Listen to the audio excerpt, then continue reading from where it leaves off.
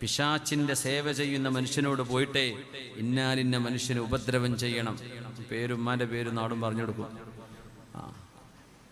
ആ മനുഷ്യന് ഉപദ്രവം സംഭവിക്കുന്നുണ്ട്.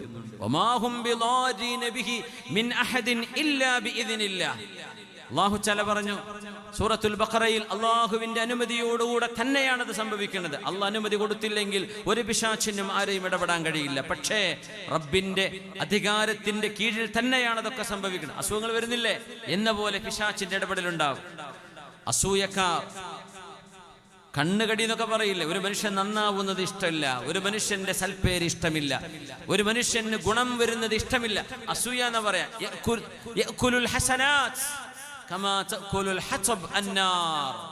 തീ വിറക് തിന്നുന്ന പോലെ നിങ്ങളുടെ നന്മകൾ മുഴുവനും നിങ്ങളുടെ അസൂയ കൊണ്ട് ചോർന്നു പോകുമെന്ന് മഹാനായ റസൂലുള്ളാഹി സ്വല്ലല്ലാഹു അലൈഹി വസല്ലം. പെണ്ണുങ്ങളെ, സഹോദരിമാരെ വല്ലാതെ ശ്രദ്ധിച്ചോളൂ. പിശാചാണ് ഈ ചെയ്യുന്നത്. അള്ളാഹുവിനെ മാറ്റി നിർത്തി പിശാചിന്റെ സഹായം തേടുന്ന പരിപാടിയാണ് സിഹിർ എന്ന് പറഞ്ഞാൽ. അള്ളാഹുവേതര ദൈവങ്ങൾ ആരാധിക്കുന്ന ആൾക്കാർ നമ്മുടെ നാട്ടിൽ ഇഷ്ടം പോലെ ഉണ്ട്. സിഹിർ ചെയ്യുന്നവരുണ്ട്, ഉപദ്രവിക്കുന്നവരുണ്ട്, ഉപദ്രവിക്കാത്തവരുണ്ട്. പക്ഷെ ഉപദ്രവിക്കുന്ന പണി ചെയ്യുന്ന ആളുകൾ, അത്തരം ആരാധനകളിൽ അർദ്ധക്കെട്ട അന്തസ്സിൽ പോയി ലൈന് നിൽക്കുന്നത് എത്രയോ ആളുകൾ എനിക്ക് കാണിച്ചു തന്നിട്ടുണ്ട്. സുബ്ഹാനല്ലാഹ്, പച്ച സിഹിർ ചെയ്യാനാ പോയിരിക്കുന്നത്. പള്ളിൻ്റെ മുമ്പിലല്ലത്. എന്തിന്? ഉപദ്രവിക്കുക. അയൽപക്കത്തെ കുട്ടികൾ ഗൾഫിലാ, ഒരു തല കുത്തി കണ്ട് തിരിച്ചു വരണം. ഈ മനുഷ്യൻ ആരോഗ്യത്തിൽ നടക്കുകയാണ്, അവനവിടെ കിടക്കണം. ഇവിടെ കച്ചവടം തുടങ്ങി, കച്ചവടക്കാർക്ക് സിഹിർ ചെയ്യും. എന്തൊരു ലോകത്ത് ഇത് വർദ്ധിച്ചുകൊണ്ടിരിക്കുകയാണ്. നമ്മൾ പറയും ബംഗാളികളാണ് ചെയ്തിരുന്നത്. ഗൾഫിലൊക്കെ ബംഗാളികളെ വലിയ പേടിയാണ്, അവർ ഇത് ചെയ്യുന്ന കോഴിമുട്ട മെയ്തി കൊണ്ടുവന്നാ പറയാ. അവരെടുത്ത് പോയി കച്ചവടം ചെയ്ത് അവർ ഓടിക്കും. എന്തേ? മാരണം ചെയ്യും. ഉറങ്ങാൻ പറ്റൂല. പിന്നെ പാമ്പും തേളൊക്കെ കാണാം, ഉറക്കത്ത് ഞെട്ടി ഉണരും, എഴുന്നേറ്റ് ഓടും. കച്ചവട സ്ഥാപനത്തിലേക്ക് പോകാൻ തോന്നൂല. ചെയ്യുന്ന മുഴുവൻ പേപ്പർ വർക്കും ഫെയിലാവും. ഒരു ഇൻസ്പെക്ഷൻ വന്ന ഫൈന്, തൊട്ടതിന് മുഴുവനും കുറ്റങ്ങൾ. ഒരു കാര്യം ശരിയാവില്ല, കാരണം മനസ്സിലാവില്ല. അപ്പോഴറിയാൻ മാരണ പരിപാടി സിഹിർ ചെയ്തിട്ടുണ്ട്. അത് ചെയ്യുന്ന പല അറബ് രാജ്യക്കാരുണ്ട്. ഈസ്റ്റ് ആഫ്രിക്കൻ രാജ്യങ്ങൾ, ഈസ്റ്റ് ആഫ്രിക്കൻ അറബ് രാജ്യങ്ങൾ ഈ പണി നല്ലോണം ചെയ്യുന്നൊരു നാട്ടുകാരാണ്. നമ്മുടെ രാജ്യക്കാരുണ്ട്, മലേഷ്യയിലുണ്ട്, ഇന്തോനേഷ്യ പറയും വേണ്ട. സിഹിറിന്റെ കൂടാരങ്ങളുണ്ട് അവിടെ, മാരണങ്ങൾ ചെയ്യാൻ. നമ്മുടെ നാട്ടിലുണ്ട് ഈ പരിപാടി. ഇസ്ലാം എന്ന് പുറത്തു പോകും, ദീനിന്ന് പുറത്തു പോകും. പിന്നെ പള്ളിക്കാട്ടിലെല്ലാം ഞങ്ങളെ കൊണ്ടുപോയി മറവ് ചെയ്യാം. ഇസ്ലാം എന്ന് പുറത്തു പോകുന്ന പണിയാണത്. നിങ്ങൾ ഹജ്ജ് ചെയ്തിട്ടും കാര്യമില്ല, ഉംറ ചെയ്തിട്ടും കാര്യമില്ല, നിസ്കാരത്തായമ്പുണ്ടായിട്ടും കാര്യമില്ല, കയ്യിൽ തസ്ബീഹ് പിടിച്ചിട്ടും കാര്യമില്ല. സിഹർ ചെയ്യാൻ നിങ്ങൾ സഹായിക്കുന്നുണ്ടോ? മാരണം ചെയ്യാൻ നിങ്ങൾ ആരുടെയെങ്കിലും അടുത്ത് പോകുന്നുണ്ടോ? ആരെങ്കിലും ഉപദ്രവിക്കുന്ന പണി നിങ്ങൾ ചെയ്യുന്നുണ്ടോ? അള്ളാഹുവിനോട് തൗബ ചെയ്ത് മടങ്ങിക്കൂടുക. റൂഹ് പിടിച്ചു കഴിഞ്ഞാൽ തൗബ ചെയ്യാൻ കഴിയില്ല. അള്ളാഹു ഇത് അറിയാത്തത് കൊണ്ടല്ല. നിങ്ങൾ വിചാരിക്കുന്നുണ്ടോ അല്ലാഹു ഗാഫിലുൻ അമ്മാ യഅമലൂൻ, നിങ്ങൾ ചെയ്യുന്ന പണി അല്ലാഹു അറിയുന്നില്ല എന്ന് വിചാരിക്കുന്നുണ്ടോ? ഇന്നമാ യുഅഖിറുഹും ലിയൗമിൻ തശ്ഖസു ഫീഹിൽ ഖുലൂബു വൽ അബ്സാർ, കണ്ണും കരളും ഹൃദയവും പേടിച്ചു പോകുന്ന ഒരു നാളിലേക്ക് അവരെ അള്ളാഹു നീട്ടിക്കൊണ്ടുപോവുകയാണ്. അള്ളാഹ് അറിയാത്തത് കൊണ്ടല്ല. ഈ പച്ച പാവങ്ങളെ അള്ളാഹു ചെയ്ത അനുഗ്രഹങ്ങൾ നശിച്ചു കാണണമെന്ന് വിചാരിച്ച് അസൂയ കൊണ്ട് നിങ്ങൾ ചെയ്യുന്ന ഈ പരിപാടി അള്ളാഹുവിനെ സൂക്ഷിച്ചോളൂ. ഹറാമിന്റെ ഹറാമാണ്, വെറും ഹറാമല്ല, അക്ബറുൽ കബായിർ, വൻപാപങ്ങളുടെക്കാളും വലിയ വൻപാപമാണ്. അള്ളാഹു കാത്തുരക്ഷിക്കട്ടെ. സിഹറിന്റെ ഷർന്ന് അള്ളാഹു കാത്തുരക്ഷിക്കട്ടെ. സാഹിര്യങ്ങൾ റബ്ബ് നമ്മളെ കാത്തുരക്ഷിക്കട്ടെ. സൂറത്തുൽ ബഖറ നന്നായിട്ട് ഓതിക്കോളി, ആയത്തുൽ കുർസി ഓതിക്കോളി, ഖുൽ ഹുവല്ലാഹു അഹദും ഖുൽ അഊദു ബിറബ്ബിൽ ഫലക്കും ഖുൽ അഊദു ബിറബ്ബിൻ നാസും ധാരാളം ഓതിക്കോളൂ. നമ്മുടെ വീടുകൾക്ക് കിട്ടേണ്ട പ്രൊട്ടക്ഷൻ അതാണ്. പിന്നെ അദ്കാറുകൾ, നബി തങ്ങൾ പഠിപ്പിച്ചു തന്ന അദ്കാറുകളുണ്ട്. അദ്കാറു സ്വബാഹി വൽ മസാ, രാവിലെയും വൈകുന്നേരവും ചൊല്ലേണ്ട ചില ദിക്റുകളുണ്ട്. അതൊക്കെ നമ്മൾ പതിവാക്കി കഴിഞ്ഞാൽ പ്രൊട്ടക്ഷൻ ആയിരിക്കും. പിന്നെ അത് ബൂമറാങ്, എറിഞ്ഞാങ്ങട്ട് തിരിച്ചു വരും, അവരുടെ ദേഹത്ത് തട്ടില്ല. സിഹർ കൊള്ളാത്ത ആളുകളുണ്ട്, എത്ര ചെയ്താലും കൊള്ളൂല. സാഹിര്യങ്ങൾ പലതും മാറ്റി മാറ്റി ചെയ്യും, കൊള്ളൂല. എന്തേ? അള്ളാഹുവിന്റെ മലക്കുകളുടെ പ്രൊട്ടക്ഷൻ ഉണ്ടായിരിക്കും. അങ്ങനെയാണ് കുറെ നല്ല മനുഷ്യന്മാർ കഴിച്ചിലായി പോകുന്നത്. അല്ലാത്തവർ വീണുപോകും. ഖുർആൻ എടുത്ത് നോക്കാത്ത ആളുകളാണ്, ഓതാത്ത ആളുകളാണ്. ഏതെങ്കിലും ഒരുത്തിന് അസൂയോന്നിയാൽ മതി. നമ്മൾ ഇവിടെ നിന്ന് അതൊക്കെ വരെ എന്ന് പറയാൻ പറ്റൂല. അള്ളാഹു തആല കാത്തുരക്ഷിക്കട്ടെ.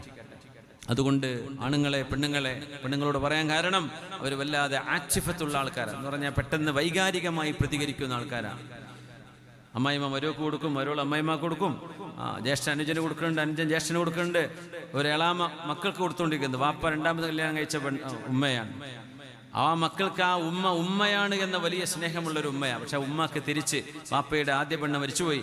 അതിലുണ്ടായ മക്കളോടുള്ള ദേഷ്യം കൊണ്ട് അവർ ദുന്യാവിലും ഇവിടെ നാട്ടിലും ഗൾഫിലും എവിടെയും പോവരുത്, തെണ്ടിത്തിരിഞ്ഞ് നടക്കണം എന്നൊരാഗ്രഹവും വെച്ച് പച്ചയായ സിഹർ ചെയ്യുന്ന ഒരവസ്ഥ. സുബ്ഹാനല്ലാഹ്. ഇതൊരു ഉദാഹരണം. എത്രയോ ഉദാഹരണങ്ങൾ എനിക്കറിയുന്നു. പറയാൻ പാടില്ലാത്തതുകൊണ്ട് ഞാൻ പറയാതിരിക്കാൻ. അറിയുന്ന ഒരുപാട് വിഷയങ്ങളുണ്ട്. എന്താ ഇതൊക്കെ? നമ്മളൊക്കെ മുസ്ലിമീങ്ങളാ? നമ്മളെയാണോ മുസ്ലിമീങ്ങൾ എന്ന് പറയാം? ഇതാണോ ഇസ്ലാം? അസൂയ വെക്കാൻ പാടില്ല എന്നാ പറഞ്ഞു. അസൂയ വെക്കുന്നവരുടെ അസൂയയിൽ നിന്ന് റബ്ബേ നീ കാവൽ തരയണമേ എന്ന് അള്ളാഹു ദുആരക്കാൻ പറഞ്ഞിരിക്കാൻ. ഇതുപോലെയുള്ള പൈശാചിക പണികൾ ചെയ്തിട്ട് ഉപദ്രവം ഉണ്ടായിട്ട് നെളിഞ്ഞു നടക്കുക. കാണിച്ചത് കണ്ടില്ലേ? ഇവരെന്താ പറയുന്നറിയോ? ഞാൻ കാണിച്ചു കൊടുക്കാം, എന്നാ ഞാൻ കാണിച്ചുതരാം, നിന്റെ കുട്ടികളുടെ 6 മാസം കൊണ്ട് നാട്ടിലെത്തും, ഞാൻ കാണിച്ചുതരാം. ഇത് വളരെ കറാമത്തല്ല, പച്ച സിഹർ ചെയ്യലാണിത്. ആളുകളെ കൊണ്ട് ചെയ്യിപ്പിക്കുക. എന്നിട്ട് ഇപ്പം എങ്ങനെയുണ്ട്? ഞാൻ പറഞ്ഞ പോലെ നടന്നില്ലേ? ഞാൻ ചോദിക്കട്ടെ, ഇപ്പം എങ്ങനെയുണ്ടെന്നറിയോ? നിങ്ങൾ ഇസ്ലാം എന്ന് പുറത്തു പോയിട്ടാ? കഴിഞ്ഞു, കഥ തീർന്നു ഇവിടെ. ഇനി ഉള്ളിലേക്ക് വരണമെങ്കിൽ പ്രായപൂർത്തിയായത് മുതൽ ചെയ്ത മുഴുവൻ നിസ്കാരവും ഖളാ വീട്ടേണ്ടി വരും. അറിയോ നിങ്ങൾക്ക്? പ്രായപൂർത്തിയായയുടെ മുതലുള്ള മുഴുവൻ നോമ്പ് ഖളാ വീട്ടേണ്ടി വരും. ഇസ്ലാം എന്ന് പുറത്തു പോകുന്ന പണികൾ ചെയ്യുകയാണെങ്കിൽ റിദ്ദത്ത് വരും. ഇസ്ലാം എന്ന് പുറത്തു പോകും. തൗബ ചെയ്ത് മടങ്ങണം, അള്ളാഹുലേക്ക് തൗബ ചെയ്ത് മടങ്ങണം. ഇത് ഹലാലാണെന്നും ഇത് പറ്റൂന്നും ഇതിന് കുഴപ്പമില്ല എന്നാണ് നിങ്ങളുടെ വിശ്വാസമെങ്കിൽ ഇസ്ലാം എന്ന പുറത്താണ്. ചെയ്തു പോയ തെറ്റ്, ആ തെറ്റിന്റെ ഗൗരവം നിങ്ങൾ മനസ്സിലാക്കിയിട്ടില്ല എങ്കിൽ തൗബ ചെയ്ത് മടങ്ങിക്കോളൂ. ഇത് തെറ്റാണെന്നറിയാം, ചെയ്യാൻ പാടില്ല എന്നറിയാം, എന്നാലും ഞാൻ ചെയ്യും. അള്ളാഹുവിന്റെ ശരീഅത്തിനെ വെല്ലുവിളിച്ചുകൊണ്ടാണ് നിങ്ങൾ ഇത് ചെയ്യുന്നതെങ്കിൽ, അതിന് പുറപ്പെടുന്നതും അതിന് കാശ് കൊടുക്കുന്നതുമെങ്കിൽ ഇസ്ലാം എന്ന് പുറത്തു പോകും, മുർത്തദ്ദായി പോകും. പിന്നെ എന്തുണ്ടായിട്ട് എന്താ കാര്യം? അവനവന്റെ തടിക്ക് സുഖത്തിനല്ല ഇത് ചെയ്യുന്നത്. മറ്റുള്ളവർ അടങ്ങേറാവണം, മറ്റുള്ളവർ ബുദ്ധിമുട്ടണം, ഇതിനു വേണ്ടി ചെയ്യുന്ന പണിയാണിത്. ഇതിനൊക്കെ ചികിത്സ റുഖയ്യകളാണ്. റുഖയ്യ എന്ന് പറയുന്നത് വിശുദ്ധ ഖുർആനിൽ വന്ന ആയാത്തു ശിഫ, ശിഫാഇന്റെ ആയത്തുകളുണ്ട്. ആ ആയത്തുകൾ രോഗിക്ക് ഓതി കൊടുക്കലാണ്. അതിന് ശുദ്ധമായി കാശ് മോഹിക്കാതെ, പൈസ മോഹിക്കാതെ, ദുന്യാവ് ആഗ്രഹിക്കാതെ മുഅ്മിനീങ്ങൾക്ക് ഒരു ഉപകാരം ചെയ്യുക എന്ന ഒരൊറ്റ നിയ്യത്തോടുകൂടെ ചെയ്യുന്ന മഹാന്മാർ, അത്തരം ആളുകൾ കണ്ടുകിട്ടാൻ പ്രയാസവുമാണ്. അതുകൊണ്ട് ഈ രംഗത്ത് ഒരുപാട് കള്ളത്തരത്തിൽ കാര്യങ്ങൾ ചെയ്യുന്ന ആളുകൾ ഇഷ്ടം പോലെ പൈസ ഉണ്ടാക്കും. ഞാൻ മാറ്റിത്തരാം 1 ലക്ഷം ചെലവ്, ഞാൻ മാറ്റിത്തരാം 50,000 വേണം, ഞാൻ മാറ്റിത്തരാം എനിക്ക് 60,000 വേണം. ഇങ്ങനെ പൈസ പറഞ്ഞുകൊണ്ട് ചെയ്യുന്ന ആളുകൾ, അവരുടെ കരങ്ങളിൽ അള്ളാഹു ശിഫ കൊടുക്കൂല. അത് വഞ്ചകരാണ്. അതുകൊണ്ടൊരു നല്ല മനുഷ്യനെ കണ്ടുകിട്ടാനും പണിയായിരിക്കും. അതുകൊണ്ട് മുഅ്മിനീങ്ങളെ, സംരക്ഷണം കിട്ടാൻ നമുക്ക് സംരക്ഷണത്തിന്റെ വലയം മിനിമം 3 ദിവസത്തിൽ ഒരിക്കലെങ്കിലും സൂറത്തുൽ ബഖറ മുഴുവനായിട്ട് ഓതണം. മുഴുവനായിട്ട് സൂറത്തുൽ ബഖറ. അതിനോളം ശക്തമായ പ്രൊട്ടക്ഷൻ, സിഹറിന് കിട്ടുന്ന പ്രൊട്ടക്ഷൻ വേറെ ആയത്തുകൾക്കില്ല. പിന്നെ ആയത്തുൽ കുർസിയാണ്. ധാരാളം വർദ്ധിപ്പിക്കുക. ഖുൽ ഹുവല്ലാഹു അഹദും ഖുൽ അഊദു ബിറബ്ബിൽ ഫലഖും ഖുൽ അഊദു ബിറബ്ബിൻ നാസും. സംസം കുടിക്കുന്നത്, അജ്വയുടെ ഈത്തപ്പഴം 7 എണ്ണം രാവിലെ കഴിച്ചാൽ ആ ദിവസം ആ മനുഷ്യന് സിഹറോ അതുപോലെ തന്നെ പോയിസനോ വിഷമോ ഏൽക്കുകയില്ലെന്ന് റസൂലുള്ളാഹി സ്വല്ലല്ലാഹു അലൈഹി വസല്ലം. അജ്വ ഈത്തപ്പഴം എല്ലാവർക്കും വാങ്ങിക്കാൻ പറ്റിക്കൊള്ളുന്നില്ല, എല്ലാവർക്കും അതിന് കാശുണ്ടായിക്കൊള്ളുന്നില്ല. അത് 7 എണ്ണം രാവിലെ കഴിച്ചാൽ അന്നത്തെ 24 മണിക്കൂറിന് കിട്ടുന്ന പ്രൊട്ടക്ഷനാണ് നബി തങ്ങൾ പറഞ്ഞത്. ആ ദിവസം അവർക്ക് സിഹറോ വിഷമോ ഏൽക്കുകയില്ലെന്ന് റസൂലുള്ളാഹി സ്വല്ലല്ലാഹു അലൈഹി വസല്ലം. അതുകൊണ്ട് പ്രൊട്ടക്ഷൻ ചെയ്തോളൂ, ഖുർആനെ മുറുകെ പിടിച്ചോളൂ, ഖുർആൻ കൂടെ കൊണ്ട് നടക്കുക. മഹദിയായ ശിഫാ ബീവി റളിയല്ലാഹു അൻഹാ ഹബീബായ നബി തങ്ങളുടെ അടുത്തേക്ക് വന്നു. വകാനത് ഇംറഅതൻ റാഖിയ, അവരെ റുഖിയ ചെയ്യുന്ന പെണ്ണായിരുന്നു. എന്നിട്ട് ഹബീബായ തങ്ങളോട് പറഞ്ഞു, നബിയേ ഫഅറദത് റുഖാഹ അലാ റസൂലില്ലാഹി സ്വല്ലല്ലാഹു ഹത്താ യൻദുറ ഫീഹാ വയസവ്വിബഹാ. താൻ ചെയ്യുന്ന ഈ ചികിത്സ, ഖുർആൻ കൊണ്ട് ചെയ്യുന്ന ചികിത്സ ശരിയാണോ, അതിലെന്തെങ്കിലും പിഴവുണ്ടോ നബിയെ എന്ന് നബി തങ്ങൾ ഇന്ന് കണ്ടുപഠിക്കാൻ മഹദി റളിയല്ലാഹു അൻഹു നബിയോട് പറഞ്ഞു കൊടുത്തു. നബിയെ, ഞാൻ ഇങ്ങനെയൊക്കെ ചെയ്യാറുണ്ട്. ആളുകൾ സിഹറേറ്റ് കൊണ്ടോ കണ്ണേറ് കൊണ്ടോ രോഗം കൊണ്ടോ എന്നെ സമീപിക്കുമ്പോൾ ഞാൻ ഇങ്ങനെയൊക്കെ ഈ ആയത്തുകളും ഈ ദുആയൊക്കെയാണ് ഓതുന്നത് എന്ന് നബി തങ്ങളുടെ പറഞ്ഞു കൊടുത്തപ്പോൾ അള്ളാഹുവിന്റെ ഹബീബ് അവർക്ക് ഇജാസത്ത് കൊടുത്തു. നിങ്ങളിത് ചെയ്തോളൂ, കുഴപ്പമില്ല, നിങ്ങൾ ചെയ്യുന്നത് ശരിയാണ്. എന്നിട്ട് നബി നിങ്ങൾ പറഞ്ഞു, അല്ലിമീഹാ ഹഫ്സ ബിൻത് ഉമർ ബിൻ ഖത്താബ് റളിയല്ലാഹു അൻഹാ, എൻ്റെ ഭാര്യയായ ഉമർ എന്നവരുടെ മകൾ ഹഫ്സ ബീവിക്ക്, ഷിഫാ ബീവി, നിങ്ങൾ ഈ റുഖയൊന്ന് പഠിപ്പിച്ചു കൊടുക്കണേ, ഈ മന്ത്രിച്ചു ഓതുന്നത് എന്ന് നബി തങ്ങൾക്ക് പഠിപ്പിച്ചെടുക്കാൻ പറ്റുന്ന വിഷയമാണ്. എന്നാലും ഒരു പെണ്ണിന് പഠിപ്പിച്ചു കൊടുക്കുമ്പോൾ അത് വിശദമായി അവരും കൃത്യമായി പഠിപ്പിച്ചു കൊടുത്തോളും. ഷിഫാ ബീവിയോട് പറഞ്ഞു, ഹഫ്സ ബീവിക്ക് എങ്ങനെയാണ് റുഖിയ ചെയ്യേണ്ടത് എന്ന് ഷിഫ നിങ്ങൾ ചെയ്ത കാര്യങ്ങളൊക്കെ തന്നെയാണ്. അത് ഹഫ്സ ബീവിക്കൊന്ന് പറഞ്ഞു കൊടുക്കണേ, അവർക്ക് തന്നെയാണ് എഴുത്തും വായനയും പഠിപ്പിക്കണമേ എന്നും നബി തങ്ങൾ ഷിഫ ബീവിയോട് പറഞ്ഞത് റളിയല്ലാഹു തആല അൻഹ. അത്രയും പ്രാവീണ്യമുള്ള പ്രതിഭകളായ വനിതകൾ, ഉമ്മമാർ ഈ ഉമ്മത്തിൽ കഴിഞ്ഞു പോയിട്ടുണ്ട്. അവരെ കൊണ്ടൊക്കെ ഒരുപാട് ആളുകൾക്ക് ഉപകാരം. നമുക്ക് എത്രയോ ഉമ്മമാരുണ്ടല്ലോ, വലിയ വലിയ ഉമ്മൂമ്മമാർ, വല്യമ്മമാർ. അവർ പറയില്ലേ, വല്യമ്മ എന്ന് ഊതി തന്നാൽ കണ്ണേറിന് ഭയങ്കര ശിഫയാണ്. വല്യമ്മ ഒരു റുഖിയ ചെയ്താൽ ആ അസുഖങ്ങൾ പോകും, കണ്ണേറ് കൊണ്ടുണ്ടെങ്കിൽ പോയി പോകും. വല്യമ്മ അങ്ങനെയാണ്, വല്യപ്പ അങ്ങനെയാണ്. എൻ്റെ കാരണം എന്നറിയോ, അവർ അള്ളാഹുവിൻ്റെ കൂടെ നിൽക്കുന്ന ആളുകളാണ്. അതുകൊണ്ട് അള്ളാഹുവിൻ്റെ കൂടെ ഉണ്ടാവും. അവർക്ക് ഈ വാട്സപ്പും ഫേസ്ബുക്കും നോക്കാനൊന്നുമില്ലല്ലോ. ഇന്നിപ്പോൾ കഥ പറയായിരുന്നു, ഒരു കോമഡി വന്നത്, ഡോക്ടറെ അടുത്ത് പോയിട്ട് ഉറക്കം തന്നെയാണ് ഉറക്കം തന്നെയാണ് ഉറക്കം, എപ്പോഴും ഉറക്കമാണ് ഡോക്ടറെ, എന്താ ചെയ്യാന്ന് ചോദിച്ചു. ഒരാളുടെ അസുഖം വന്നതാ, എപ്പോഴും ഉറക്കം, രാവിലെ ഉറക്ക്, വൈകുന്നേരം ഉറക്ക്. അപ്പോൾ ഡോക്ടർ ചോദിച്ചു, എന്നാ ഏത് മൊബൈലാണ് ഉപയോഗിക്കുന്നത്? അപ്പോൾ 3310 പണ്ട് നോക്കിയൻ്റെ കട്ട ഫോണാണ് ഉപയോഗിക്കുന്നത്. പിന്നെ ഫോൺ അടിയന്തരമായിട്ട് മാറ്റാം, നല്ല സ്മാർട്ട് ഫോണും അതിൽ ഫേസ്ബുക്കും ഇൻസ്റ്റഗ്രാമും ഇതൊക്കെ ഡൗൺലോഡ് ചെയ്താലേ ഉറക്കണ വരൂല. അതന്നെ അതിൻ്റെ പരിഹാരം എന്ന് പറഞ്ഞു കൊടുത്തു. സുബ്ഹാനല്ലാഹ്. നമ്മുടെ സംഗതി കോമഡി ആണെങ്കിലും നമുക്കിപ്പോൾ ഉറങ്ങാൻ നേരമുണ്ട് ഫേസ്ബുക്കും ഇതൊക്കെ നോക്കി തീർന്നിട്ട് ഉറങ്ങുമ്പോൾ സമാധാനം വല്ലതുണ്ടോ? ലോകത്തെ സർവ്വ ന്യൂസും തലയിൽ കയറ്റി എങ്ങനെ ഉറങ്ങാൻ പറ്റുക? നമുക്ക് വേണ്ടതും വേണ്ടാത്തതും ഒക്കെ മൊബൈലിൽ വരും. ഇതൊക്കെ നോക്കാൻ നിന്നാൽ മനുഷ്യന് മരിക്കാൻ നേരം കിട്ടും. അപ്പം നമ്മുടെ സമയം നമ്മളറിയാതെ സമയം നമ്മളെ കൊന്നുകൊണ്ടിരിക്കുകയാണ്. ഈ ഡോക്ടർ ഇത് അങ്ങനത്തെ ഉള്ള കഥയൊന്നും ആയിക്കൊള്ളുന്നില്ല, പക്ഷേ അതിലൊരു പൊരുൾ കിടക്കുന്നുണ്ട് അല്ലേ? ശരിക്കും മര്യാദക്ക് ഉറങ്ങിയിരുന്ന ആൾക്കാർ ഇപ്പോൾ ഉറങ്ങാതായത്. കുട്ടികൾ സ്കൂളിൽ പോകുമ്പോൾ രാവിലെ ഉറക്കം തിരിച്ച് ഉറക്കതേ എന്താ സംഭവം, ഉമ്മാനോട് ഉറങ്ങാന്ന് പോയി പറഞ്ഞ മൊബൈൽ കണ്ടിരിക്കുകരെ. പിന്നെ രാവിലെ എണീക്കാൻ പറ്റുമോ? സ്കൂളിൽ പോകാൻ പറ്റുമോ? അവർക്ക് അവിടുന്ന് മര്യാദയ്ക്ക് ഇരുന്ന് പഠിക്കാൻ പറ്റുമോ? സമയവും ശ്രദ്ധയും ഒക്കെ ചിതറിപ്പോവല്ലേ?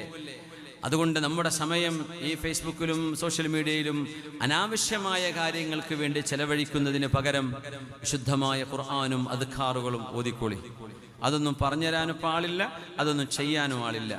അതുകൊണ്ട് അദ്കാറുകൾ നമ്മുടെ ജീവിതത്തിന്റെ നിങ്ങളുടെ നാവ് ദിക്ർ കൊണ്ട് നനയണേ എന്ന് റസൂലുള്ളാഹി സ്വല്ലല്ലാഹു അലൈഹി വസല്ലം. ഖുർആൻ ഓതാൻ സമയമല്ല, ബാക്കി സർവ്വ പത്രങ്ങളും വായിക്കുന്നുണ്ട്, സർവ്വ വാട്സപ്പ് ഗ്രൂപ്പിലും ആൻസർ ചെയ്തുകൊണ്ടിരിക്കുന്നുണ്ട്. പക്ഷേ ഒരു പേജ് അള്ളാഹ്ക്ക് വേണ്ടി ഒരു ദിവസം ഓതാൻ പറ്റണില്ല. നമ്മളെക്കാട്ടും പരാജയപ്പെട്ടവർ പിന്നെ ആരാണ്? ഇതിനും വലിയൊരു ഷഖാ ഉണ്ടോ? അതേ മൊബൈലിൽ ഖുർആൻ ഓപ്പൺ ചെയ്യാൻ പറ്റും, ഒന്ന് ഓതിയാൽ മതി. ഒരു പേജ് അള്ളാഹ്ക്ക് വേണ്ടി ഓതുക. 100-200 പേജ് ആളുകളുടെ വാറോലകൾ വായിച്ചു തീർക്കുമ്പോൾ അള്ളാഹുവിന്റെ കലാമിനെ നമ്മൾ മൈൻഡ് ചെയ്യുന്നില്ല എന്നല്ല എൻ്റെ അർത്ഥം. പ്രൊട്ടക്ഷൻ ഇല്ലാണ്ടായി പോകും, പിശാച് തട്ടിയെടുത്തു പോകും. അള്ളാഹു കാത്തുരക്ഷിക്കട്ടെ. അള്ളാഹു എല്ലാവിധ ശർറും നമ്മൾ കാത്തുരക്ഷിക്കട്ടെ. ആമീൻ.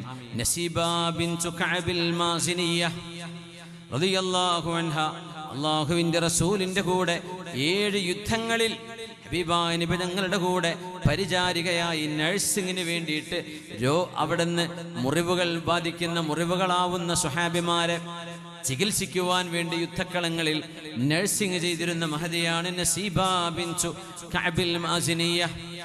റസൂലുള്ളാഹി തങ്ങൾ പറയുന്നുണ്ട്, മൽതഫത്തു യൗമ ഉഹദിൻ യമീനൻ വലാ ശിമാലൻ ഇല്ലാ റഅയ്തു നസീബ തുഖാതിലു അന്നി. ഉഹദ് യുദ്ധം മുസ്ലിമീങ്ങൾക്ക് അവസാനഘട്ടം പരാജയമായി മാറിയ ഒരു യുദ്ധമാണല്ലോ. ബദറിലെ വിജയത്തിന് ശേഷം ഖുറൈശികൾ പകരം വീട്ടാനുണ്ടാക്കിയ യുദ്ധമായിരുന്നു ഉഹദ്. ഉഹദ് എന്ന് പറയുന്നത് മദീനയാണ്, മദീനയുടെ പരിസരമാണ്. മദീനയിലേക്ക് ശത്രുക്കൾ മക്കയിൽ നിന്ന് വന്ന് ഹബീബിനെയും അനുയായികളെയും ഇല്ലായ്മ ചെയ്യാൻ വന്ന യുദ്ധം. അവിടെ ഹബീബായ നബി തങ്ങൾ അമ്പെയ്ത്തുകാരോട് താഴെ വരരുത് ഞാൻ പറയുന്നവരെ എന്ന് പറഞ്ഞു നിർത്തിയ ജബലുർ റുമാത്ത് എന്ന കുന്ന് ഇന്നും നമ്മൾ മദീന കാണാൻ പോകുമ്പോൾ കാണുന്നുണ്ട്. സയ്യിദു ശുഹദാ ഹംസ റളിയല്ലാഹു അൻഹു അടക്കമുള്ള ഉഹദിലെ 70ഓളം ശുഹദാക്കൾ കിടക്കുന്ന ആ ഒരു കെട്ട് നമ്മൾ ഉഹദിൽ കാണുന്നുണ്ട്.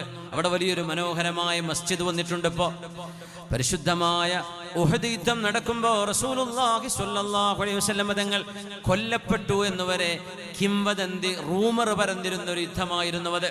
എന്തിനാണെന്നറിയോ? അള്ളാഹുവിന്റെ റസൂല് വഫാത്തായി എന്ന് ശത്രുക്കളങ്ങ് പറഞ്ഞു പരത്തിയാൽ മുസ്ലിമീങ്ങളുടെ ഊർജം അവിടെ തീർന്നു പോകും. അവര് പിന്നെ യുദ്ധക്കളം വിട്ട് ഓടും. പുണ്യ നബിയില്ലെങ്കിൽ പിന്നെ ഞങ്ങൾ എന്തിനാണ് ഹബീബില്ലെങ്കിൽ പിന്നെ ഞങ്ങൾ എന്തിനാ, ഹബീബില്ലെങ്കിൽ പിന്നെ എന്ത് വേണം എന്ന് പറഞ്ഞ് സ്വഹാബിമാർ യുദ്ധക്കളം വിട്ടുപോകണം.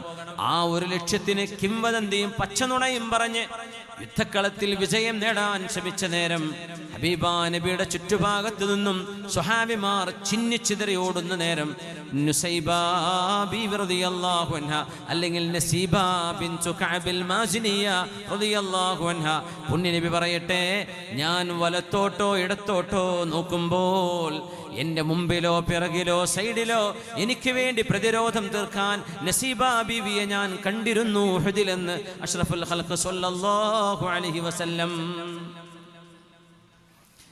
സ്വഹാബികൾക്ക് ഭക്ഷണമുണ്ടാക്കി കൊടുക്കാൻ, അവരിലെ മുറിവ് പറ്റിയവരെ ചികിത്സിക്കാൻ, ഹബീബായ നബി തങ്ങൾക്ക് എന്തെങ്കിലും ഖിദ്മത്ത് ചെയ്യാൻ അവസരമുണ്ടെങ്കിൽ അത് ചെയ്യാൻ, അങ്ങനെ ഹബീബിന്റെ കൂടെ 7ഓളം യുദ്ധങ്ങളിൽ നിർണായക ഘട്ടങ്ങളിൽ ഹബീബിന്റെ കൂടെ യുദ്ധങ്ങളിൽ വരെ സംബന്ധിച്ച ഒരു ഹെൽപ്പറാണ്, സഹായിയായിരുന്നു നസീബാ ബിൻതു കഅബിൽ മാസിനിയ റളിയല്ലാഹു തആല അൻഹാ. അവരുടെ പ്രിയപ്പെട്ട മകൻ ആ യുദ്ധത്തിൽ മുറിവേറ്റ് കിടക്കുന്നുണ്ടായിരുന്നു. ഉഹദ് യുദ്ധത്തിൽ മുറിവ് പറ്റിയ മോനാണ് അവരുടെ മോന്.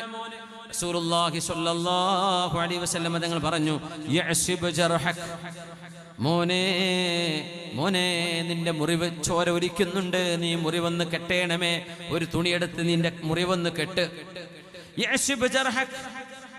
അപ്പോഴാണ് ഉമ്മ കാണുന്നത്.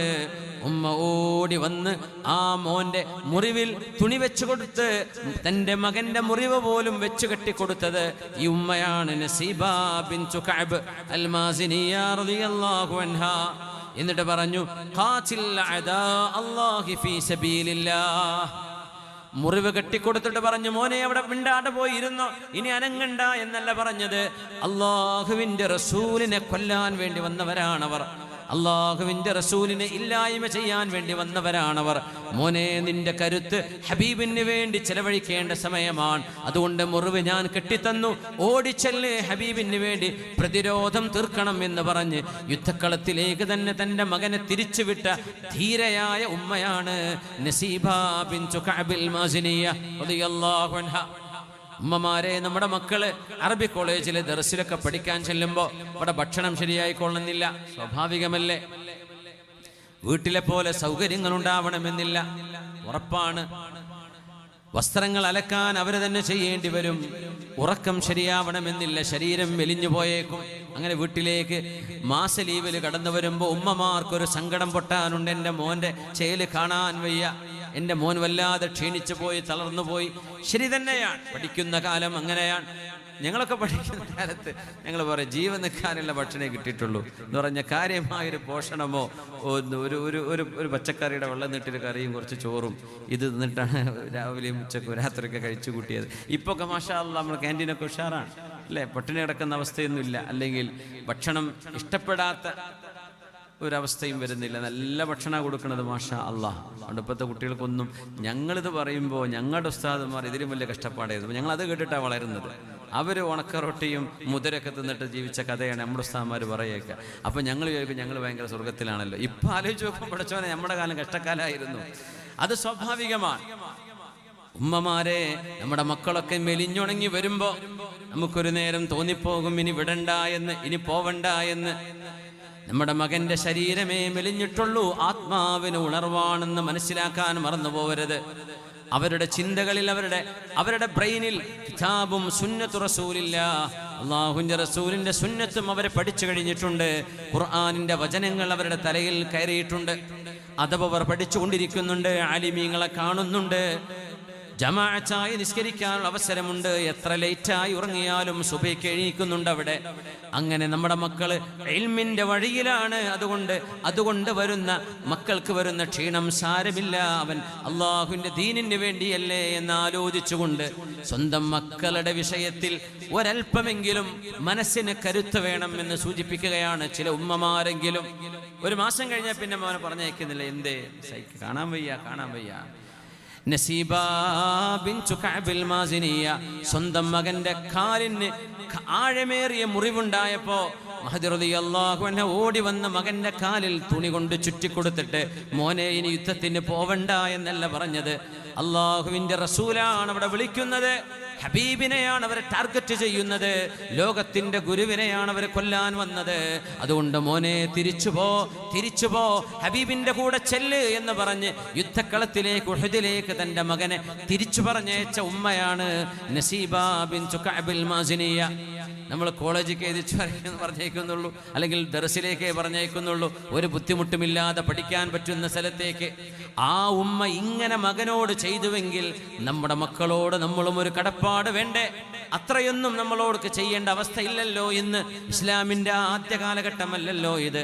നമുക്ക് നമ്മുടെ മക്കൾ ഇൽമ പഠിക്കാൻ വേണ്ടി എന്ത് ത്യാഗം സഹിച്ചും പറഞ്ഞേക്കാൻ സാധിക്കട്ടെ. അല്ലാഹു നമ്മുടെ മക്കളെ സ്വാലിഹീങ്ങളാകട്ടെ, അല്ലാഹു സ്വാലിഹീങ്ങളാകട്ടെ.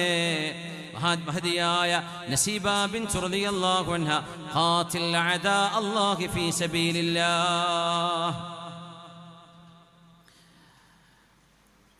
തന്റെ മകനെ അമ്പെയ്ത് കാലിൽ മുറിവ് പറ്റിയ ആളെ നസീബ റളിയല്ലാഹു അൻഹു ഉഹദിൽ ഇങ്ങനെ തക്കം പാർത്ത് നടക്കുകയായിരുന്നു. മകന്റെ കാലൊരു അമ്പ് ഒന്ന് തറച്ചതാണ്. ആലോചിക്കൊരു മുട്ടുസൂചി കുത്തിയ എന്തായിരിക്കും അവസ്ഥ? മുട്ടുസൂചി, ഞാൻ പറഞ്ഞു വിരലിൻ്റെ ഒക്കെ സൈഡെടുത്ത് ആ ഒരു തൊലി അങ്ങ് പൊലിഞ്ഞു പോകുന്നത്. ഞാൻ അങ്ങനെ പടച്ചോനെ, അതെന്തൊരു വേദനയാണ്. നഖമൊന്ന് കട്ട് ചെയ്യുമ്പോൾ ഇച്ചിരി കയറി കട്ട് ചെയ്തു പോയ എന്തൊരവസ്ഥയാണ്. ഇത് കാലിലും നെഞ്ചിലൊക്കെ വന്ന് അമ്പും വില്ലൊക്കെ വന്ന് തറക്കുക. ഇരുമ്പാണത്, കുളത്തുണ്ടാവും. അത് എടുത്താൽ തന്നെ ഇറച്ചങ്ങ് പോരും. എന്തൊരു വേദനയായിരിക്കും. അനസ്തേഷ്യ ഉണ്ടോ എന്ന്, ഇഞ്ചക്ഷൻ കൊടുക്കാനുണ്ടോ, വല്ല ഡീപ്പ് ഹീറ്റ് സ്പ്രേ വല്ലതും അടിക്കാനുണ്ടോ? ഒന്നുമില്ല. അന്ന് വല്ല പച്ചമരുന്നും കെട്ടി കൊടുക്കുകയാണ്. അത്രയേ ഉള്ളൂ. ഓടുമോനെ, തിരിച്ചു പോ, നീ പോയി വീട്ടിൽ പോയി ഇരിക്കുന്നല്ല പറഞ്ഞത്, തിരിച്ചു പോ, റസൂലുള്ളാഹിന്റെ അടുത്തേക്ക് പോ. എന്നിട്ട് തന്റെ മകനെ മുറിവ് വരുത്തിയ ആളെ തക്കം പാർത്തിരിക്കുകയായിരുന്നു നസീബ റളിയല്ലാഹു അൻഹാ. അങ്ങനെ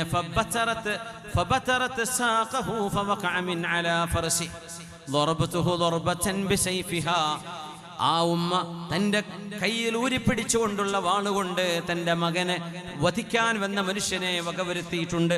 മഹദിയായ നസീബ റളിയല്ലാഹു അൻഹ അയാള് താഴെ വീഴുകയും ആ മനുഷ്യനെ വകവരുത്തുകയും ചെയ്തപ്പോൾ നബി തങ്ങൾ പറഞ്ഞു, ലഖദ് ഇസ്തഖത്തി യാ ഉമ്മു അമാറ, നിങ്ങളുടെ മകന് വേണ്ടി നിങ്ങൾ പ്രതികാരം ചെയ്തുവല്ലോ.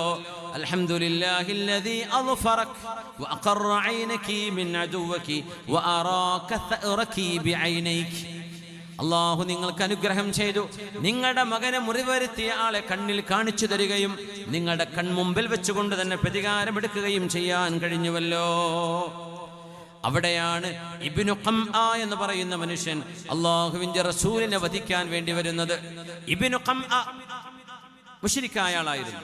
നബി തങ്ങളെ വധിക്കാൻ വേണ്ടി ഉഹദിൽ ഓടി വരുമ്പോ ആ മനുഷ്യന്റെ മുമ്പിൽ നിന്നുകൊണ്ട് ഹബീബിന് സംരക്ഷണം കൊടുത്തത് സ്വഹാബികളിൽ മുതിർന്ന ആളുകളൊക്കെ ഛിന്നിച്ചിതറി കിടക്കുന്ന നേരം മഹദിയായ നസീബ ഉമ്മു അമാറ റളിയല്ലാഹു അൻഹയാണ് ഹബീബായ നബി തങ്ങൾക്ക് വേണ്ടി പ്രതിരോധം തീർത്തത്, ഇബ്നു ഖംആയെ തിരിച്ചോടിച്ചത്. പുണ്യനബി തങ്ങൾ പറഞ്ഞു, ബാറകല്ലാഹു അലൈക്കും അഹ്ല ബൈത്തിൻ മുഅ്മിനീൻ. സത്യവിശ്വാസിനികളുടെ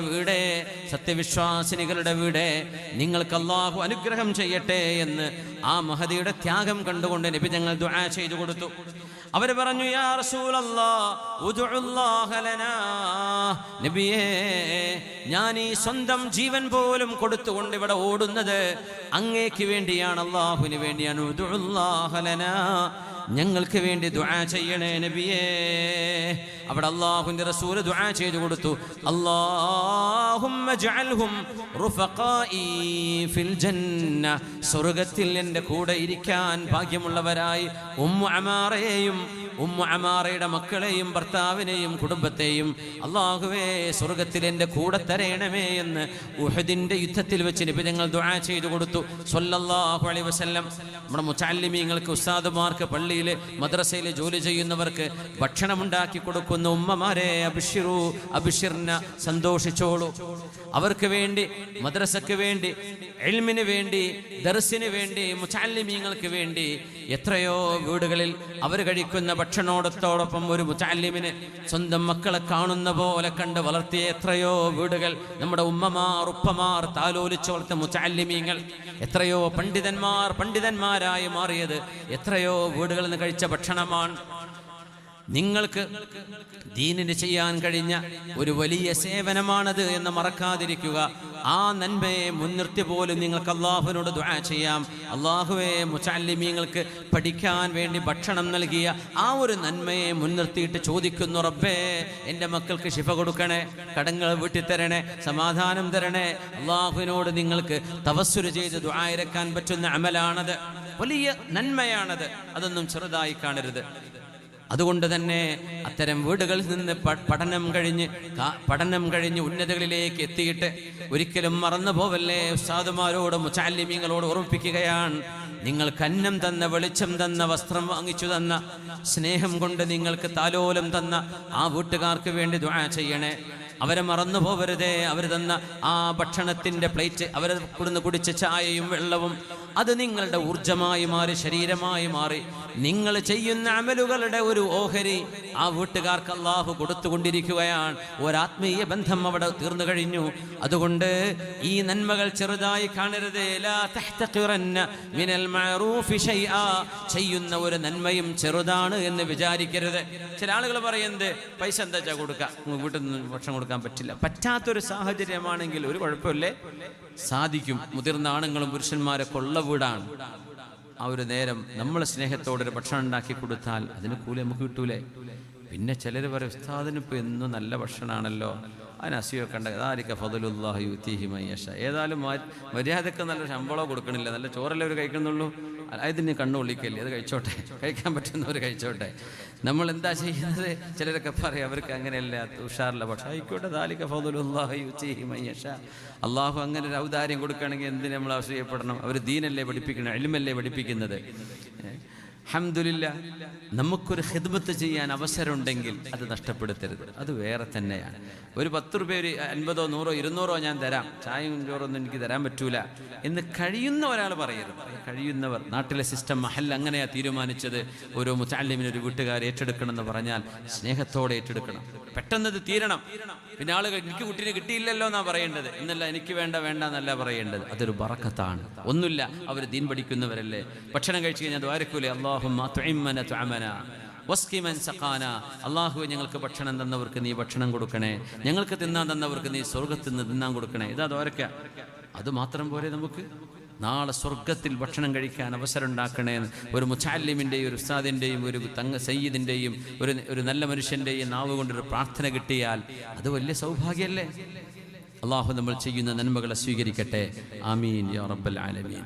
ഉമ്മു ഹറാം ബിൻതു മിൽഹാൻ റളിയല്ലാഹു അൻഹാ അല്ലാഹുവിൻ്റെ ഹബീബിൻ്റെ ബന്ധുവാണ്, ഹബീബിൻ്റെ ഒരു വകയിലുള്ള അമ്മായിയാണ്. അതുകൊണ്ട് നബി തങ്ങൾ അവരുടെ വീട്ടിൽ പോയി വിശ്രമിക്കാറുണ്ട്. കുടുംബ ബന്ധമുണ്ട് അവിടെ.